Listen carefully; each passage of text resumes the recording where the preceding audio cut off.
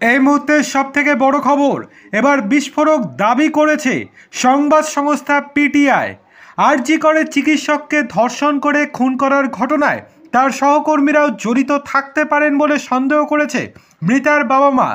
হাসপাতালের বেশ কয়েকজন চিকিৎসক এবং ইন্টার্নের নামও তারা সিবিআইকে ইতিমধ্যে নাকি জানিয়েছেন, এমনটাই জানাচ্ছে সংবাদ সংস্থা পিটিআই।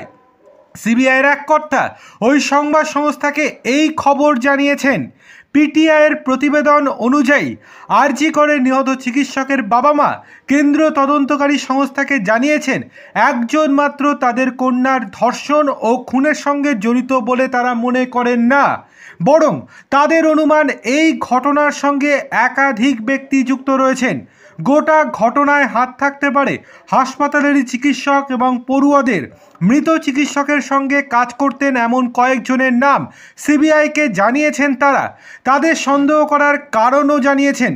সিবিআই তাদের জিজ্ঞাসাবাদ করতে পারে খুব শীঘ্রই। সিবিআই সূত্রের খবর, মৃত চিকিৎসকের বাবা মা যাদের নাম বলেছেন তাদের জিজ্ঞাসাবাদের বিষয়টিকে অগ্রাধিকার দেওয়া হচ্ছে।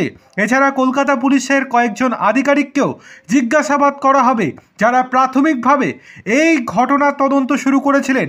পুলিশ কোন সূত্রে কী তথ্য জোগাড় করেছিলেন তা জানতে চাইবে কেন্দ্রীয় সংস্থা।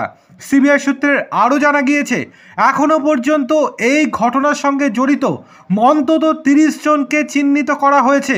তাদের জিজ্ঞাসাবাদের প্রক্রিয়াও বর্তমানে শুরু হয়েছে।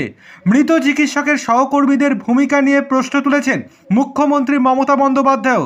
তিনি বলেন, রাত 2টোর পর মেয়েটি ঘুমোতে গিয়েছিল, তার আগে পর্যন্ত সে সহকর্মীদের সঙ্গেই ছিল। পরের দিন সকাল 9টায় দেহ উদ্ধার হয়। এতটা সময় তার খোঁজ কেউ নিলেন না কেন?